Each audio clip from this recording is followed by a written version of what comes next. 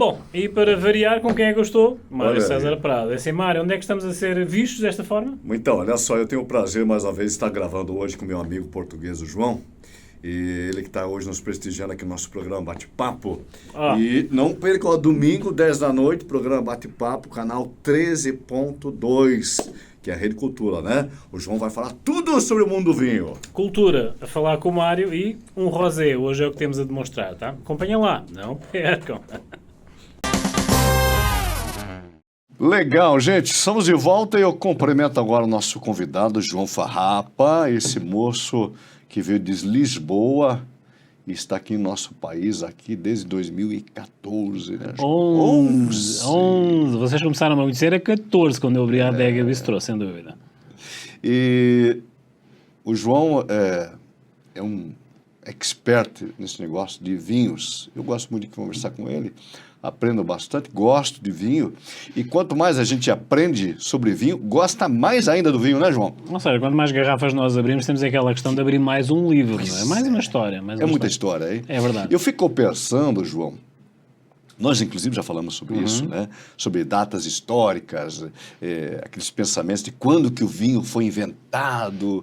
O que você pensa quando te pergunto sobre isso aí, que já deve várias vezes te perguntaram, conte sobre a história do vinho. Assim, uma das primeiras referências que apanhas na história, digamos assim, do vinho foi a fermentação acidental de Noé, não é?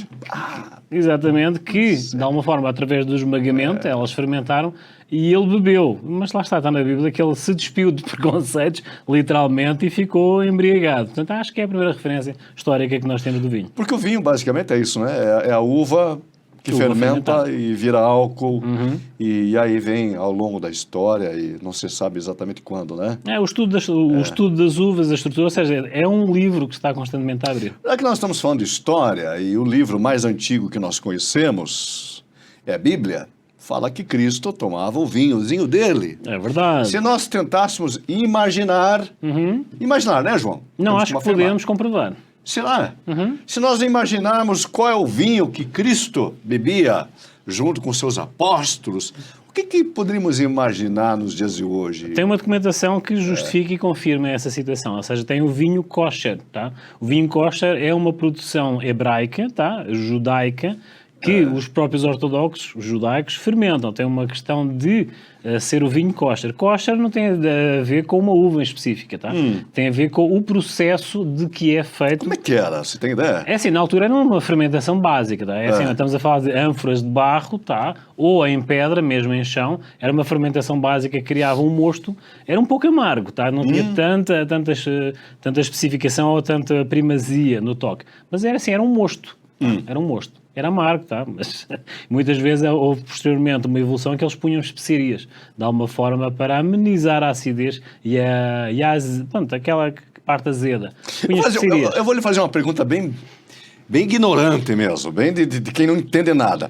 Qualquer uva pode propiciar um vinho? Sem dúvida. Ou não? Não é qualquer uva que... Sem dúvida. Houve muitos dogmas ao longo deste tempo, ao longo dos tempos, e na atualidade, através desta questão das tarifas, preços estão a oscilar, há uma questão de os produtores estarem a virar para dentro de casa, ou seja, estão a mexer na prata da casa. Estão a mexer mais em uvas autóctones, tá? Estão menos comercializadas, eram menos comercializadas, mas a partir do momento em que essas uvas mais comerciáveis estavam em voga, estão a aumentar de preço, eles estão a mexer na prata da casa. Portanto, estão a mexer em uvas que, de alguma forma, não eram tão produzidas, tá?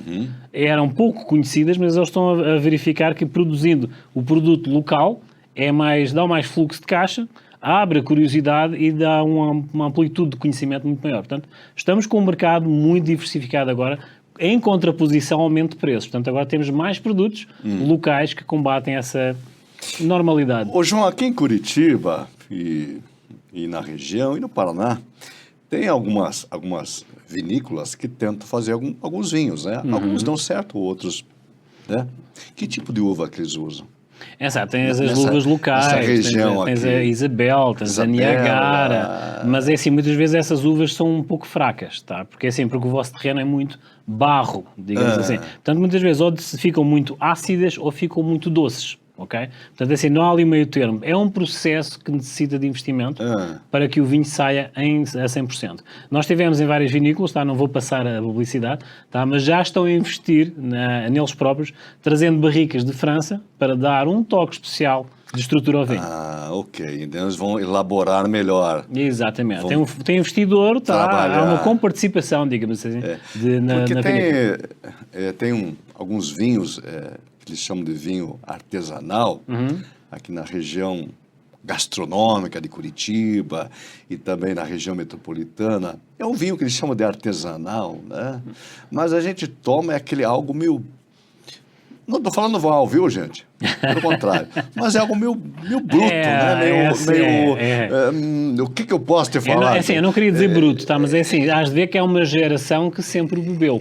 Entende? Falta um toque. É algo meio seco, meio turvo na boca. Mas eles sempre produziram, entendes? Ou seja, muitos deles respeitam a produção e uma tradição. E há uma geração que sempre bebeu e não notou diferença. Agora, nós que sempre estivemos habituados a vinhos mais estruturados e mais elaborados, sentimos essa diferença. Isso é lógico. João, você não vai embora, tá? Ok. Eu vou chamar agora um quadrozinho, João, que nós vamos sair do âmbito do vinho, mas é um assunto importante. Você sabe que conhecer os nossos direitos é importante. Facto. Conhecimento é poder. Exatamente. E não existe a melhor forma de você saber dos seus direitos senão conversando com um advogado. É muito melhor consultar um advogado do que fazer aquela mancada que... Do Dr. Google. Isso. Sai caro, né, João? Sai caro. Estamos de volta, João Carlos. Vamos em frente, que atrás vem gente. Então. Que vinho que o senhor trouxe aqui? Então hoje trouxe uma uva chilena, mas é assim, é uma uva que vem de França, pouco conhecida cá, por favor.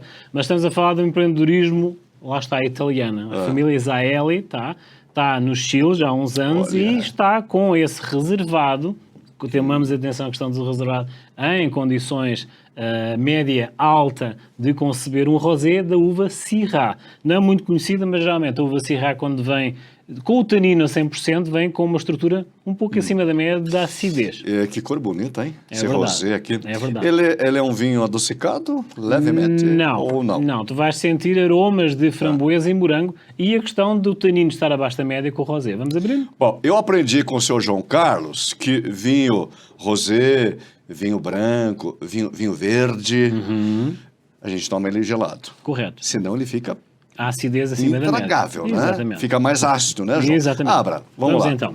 João, nós falamos no primeiro bloco, falamos sobre as histórias, né, do vinho, falamos sobre os tipos de uvas, né? E cita aí 3 uvas famosas no mundo aí. É assim, a rainha das tintas, Cabernet Sauvignon. Cabernet. É aquela que em qualquer lugar jogou, ela... Exatamente. Fácil. Exatamente. Tem uma estrutura que se adapta a qualquer terroir, a qualquer estrutura. Tchim-tchim. Segundo, vamos falar, outra tinta, estamos a falar da Pinot Noir. Pinot Noir é uma uva tinta. Gosto do Pinot Noir. Mas porquê Pinot Noir? Pinot Noir é um vinho que serve tinto, mas francês, também... né? Francês. Exatamente. Só que é a uva principal para fazer os champanhes. Olha só. Ou seja, tens uma uva tinta, que faz o tinto normal Pinot Noir, mas é uma uva essencial para fazer todos os champanhes. Exatamente. Retiram os caroços, a casca e a grainha, não é? Mas fica só a polpa branca para fazer o champanhe. Você falou da Cabernet, falou da Pinot Noir. Exatamente. E depois vem a Chardonnay. Chardonnay, é o branco. É um branco que é meio adocicado, mas vai ganhar estrutura sempre com a presença de carvalho. O João me explicou também em algumas ocasiões que não existe o vinho bom ou vinho ruim. Existe o vinho que é palatável à boca, ao paladar de cada um, né, João? De cada um, exatamente. Ou seja, não há preferência de cada um. Cada um existe, lá está, perdão, existe a preferência de cada um.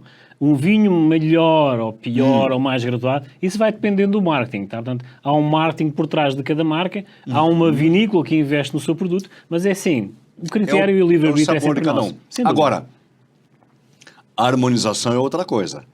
Eu tenho que saber harmonizar o vinho com o alimento que eu vou servir. Correto. Senão pode dar conflito, não é? Exatamente, não pode dar conflito. E nesse sentido vamos falar das sopas. Então. Vamos falar de uma sopa tradicionalmente portuguesa. Não sei se já ouviste falar, que é a sopa da pedra. Uau! Sopa de pedra. Sopa da pedra, tá? Assim, consta a história da sopa da pedra, que era um monge na Idade Média que andava a circular de aldeia em aldeia, só que estava com fome, ok? E surgiu-lhe a informação que havia um senhor nobre que gostava de pratos diferenciados. E, entretanto, ele aproximou-se dessa estrutura, desse castelo, falou com o cozinheiro mor e propôs um prato novo para apresentar a esse nobre. E comentou-lhe da sopa da pedra. Então é assim, o cozinheiro... Sopa da pedra? Como assim? Então, é esta pedra que eu tenho aqui e eu vou-te ensinar a fazer a sopa.